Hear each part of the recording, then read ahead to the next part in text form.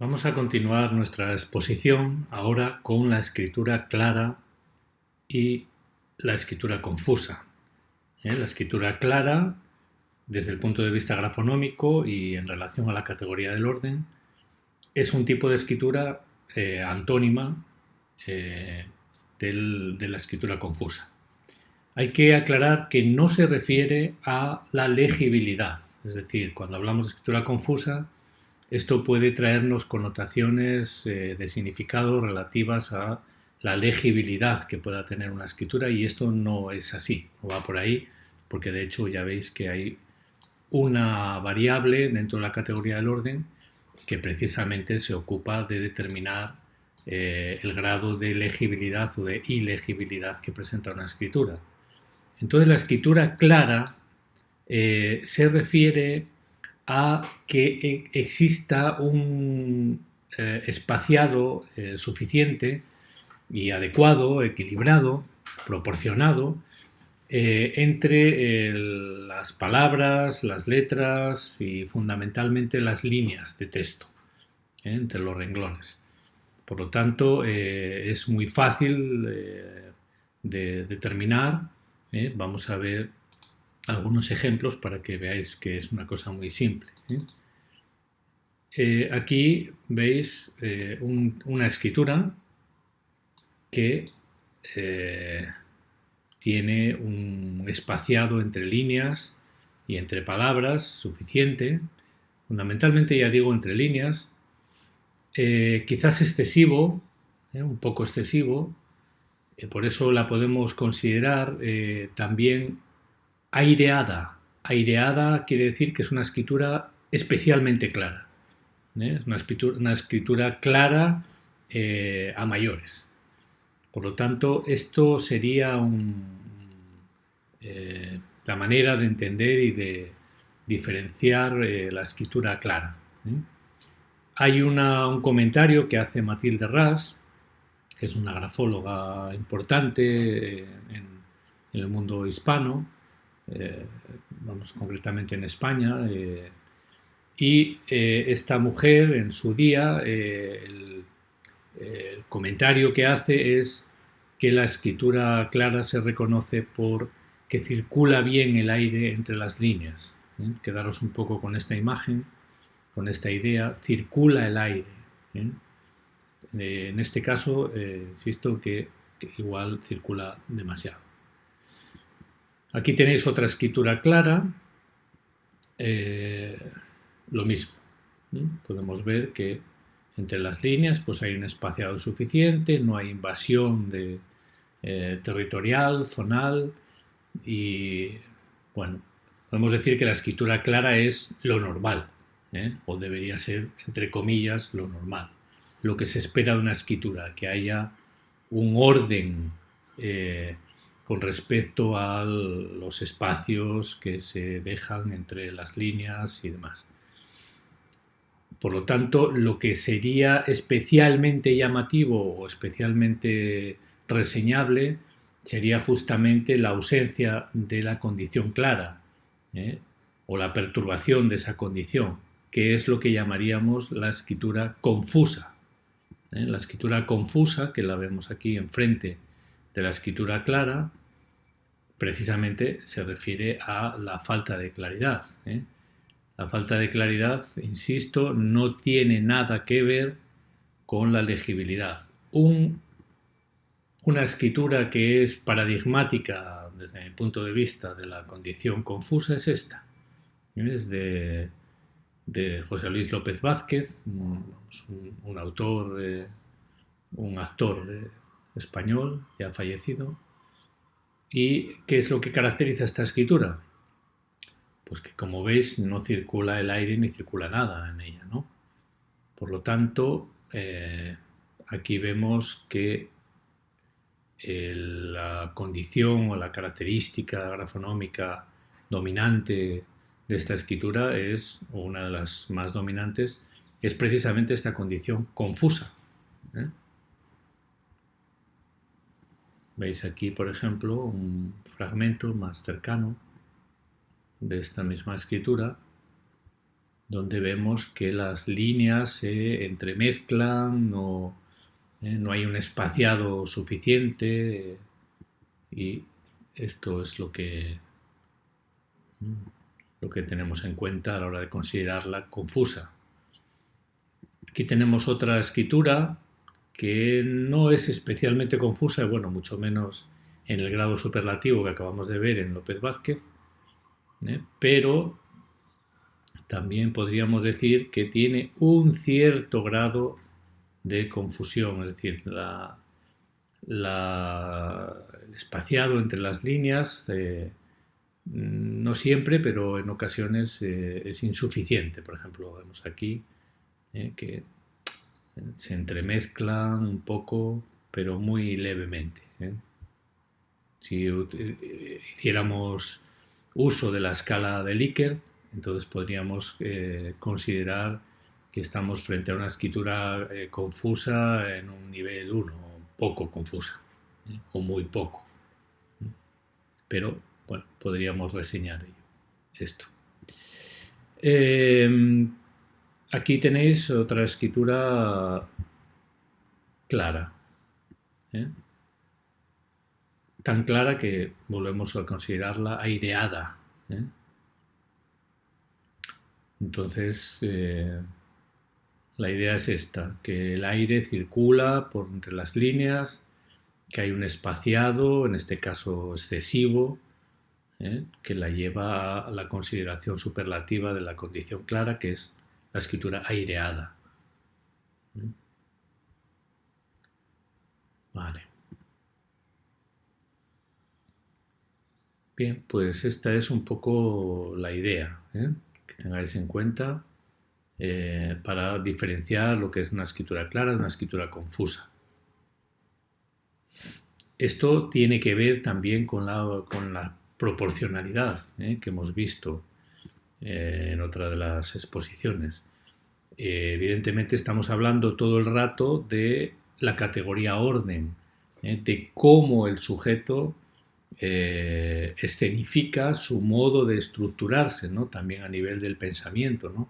Si desarrolla un pensamiento claro, ordenado, lógico, aséptico, más o menos ecuánime u objetivo, o aparece muy mezclado o sesgado por emociones, por complejos o por otro tipo de ahora de la disposición concentrada frente a la condición espaciada. Concentrada, espaciada. Aquí hablamos de la distancia que hay entre las palabras.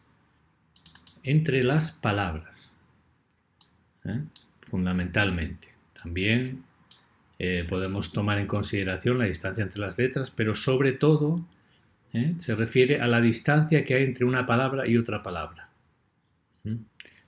Entonces, la condición, digamos, la referencia que podemos manejar es utilizar una letra M de esa escritura. Por ejemplo, aquí podríamos utilizar la letra M de la palabra ramas, por ejemplo, si es que esa letra es representativa del tamaño a lo ancho de las M's de esta escritura, ¿no? Pero vemos que sí, más o menos. Entonces, si tomamos una M de esa escritura y la intercalamos en el espacio que hay entre una palabra y otra, esto nos va a dar una idea de si el espacio es insuficiente o es normal o suficiente, o es el espacio es muy excesivo o lo que sea, ¿no? En este caso hay una cierta irregularidad, es más o menos normal, quizás muy levemente concentrada en algunos puntos. Tiene mayor importancia, simplemente que lo tengamos en cuenta. Vamos a ver más. Aquí vemos una escritura que es muy evidentemente concentrada. Aquí, si cogemos una M de esta escritura, más o menos, vamos a ver que en muchos lugares de la misma no no cabe, no entra bien. Vemos, por ejemplo, aquí que el espaciado, aunque también hay irregularidades, pues en muchos casos es insuficiente. Por lo tanto, la podemos considerar también un tipo de escritura concentrada.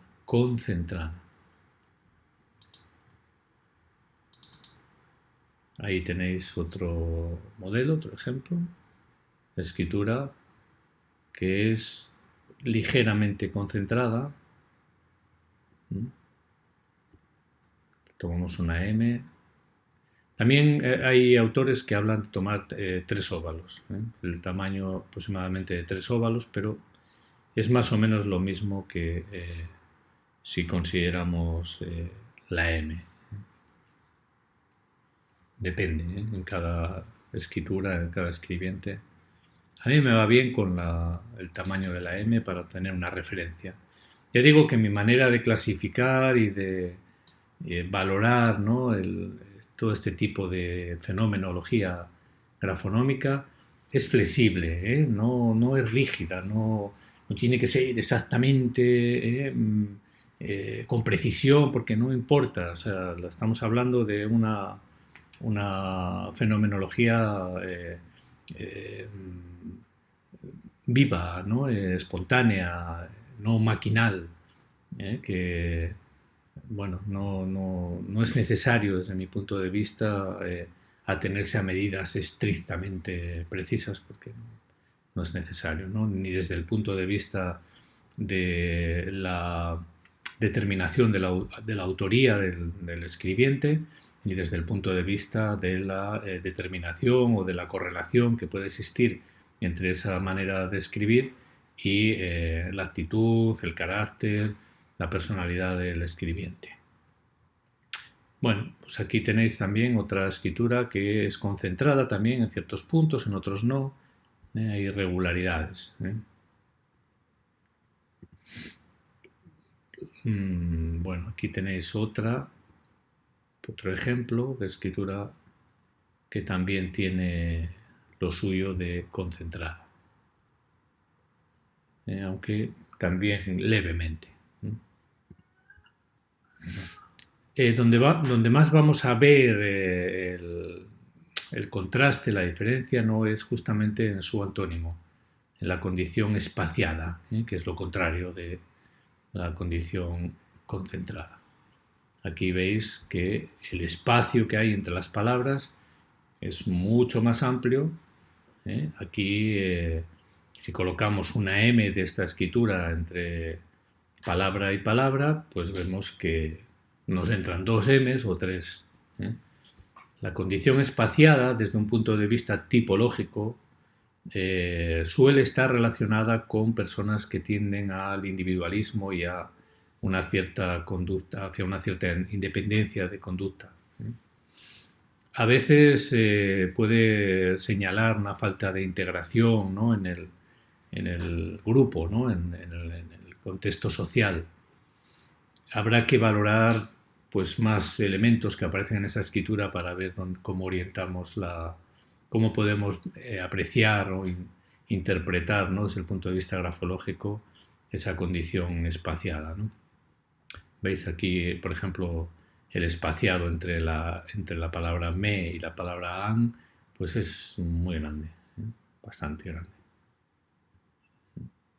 En cierta manera, la condición espaciada, si es excesiva, se puede interpretar como una cierta falta de cohesión, un lapso de cohesión. Aunque el lapso de cohesión se refiere más bien a ya lo veremos, pero a una distancia, un espaciamiento que hay dentro de la palabra, entre una parte de la palabra y otra. Aparece un lapso de cohesión.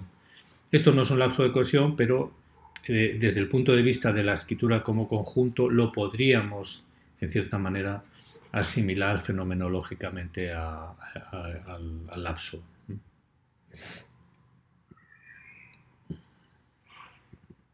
Aquí tenéis otro ejemplo de escritura espaciada. es que también aparecen lo que llamamos chimeneas, ¿no? Que son esta especie de espacios que se dan, ¿no? Que semejan canales en la escritura. A veces, cuando aparecen en determinadas zonas, los denominamos fantasmas. En lenguaje coloquial, no, claro, hacemos un informe pericial, ¿no? Para un tribunal judicial, pues no vamos a indicar que aparece un fantasma porque resultaría extraño. Esto podría ser un poco un fantasma. Bien, aquí tenéis otra escritura espaciadas para que veáis un poco, ¿no? Una y otra vez, ¿no? El mismo fenómeno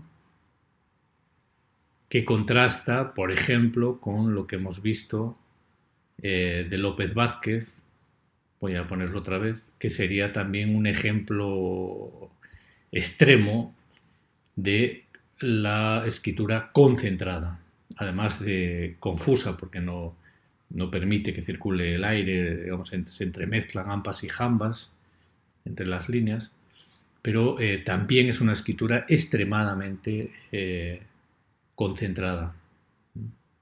Entre las palabras, pues no hay espacio. Estoy en una especie de asfixia, ¿no? Gráfica, ¿no? Escritural, grafoescritural. Aquí tenéis también la condición espaciada. Mirad, por ejemplo, ¿no? Bueno, creo que queda claro. Os muestro una más aquí. Aquí hay una cierta irregularidad. Quizás hay algún sitio donde, por ejemplo, aquí en este tramo inicial hablaríamos de condición concentrada, luego condición espaciada. Entonces, aquí hay irregularidades, ¿no? Es una escritura un poco peculiar.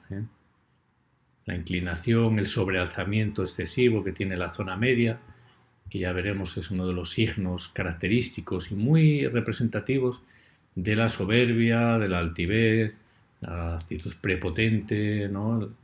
Que normalmente viene a compensar un complejo, un sentimiento de inferioridad. Entonces el sujeto se muestra altivo, prepotente, normalmente muy susceptible, etc. Bueno, ahí tenéis otra escritura espaciada.